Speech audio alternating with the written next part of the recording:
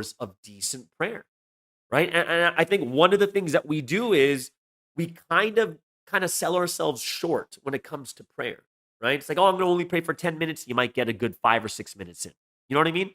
So what I'm telling you guys is a lot of the times you're trying to break through in prayer is the mind, right? The mentality, right?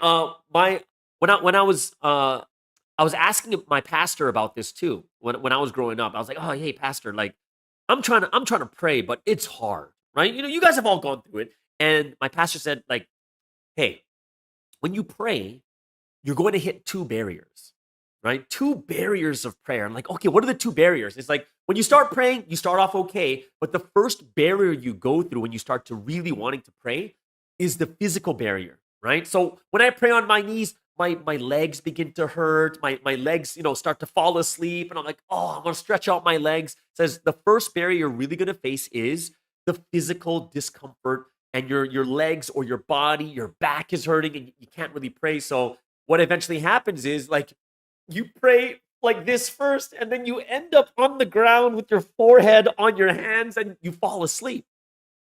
And he says, if you can overcome that, you can get better and deeper prayer. So I was like, well, then what's the second? What's the second barrier we go through when you pray? And he says, well, this is the most important one. This is the hardest one.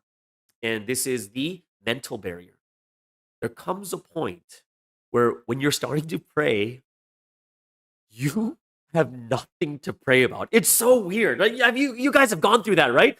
Where you sit there like, what do I pray about? And you just sit there in silence. You open your eyes, you look around, and you're like, what am I praying? Like sometimes, I'm trying to pray and I have nothing. I'm hitting the mental barrier.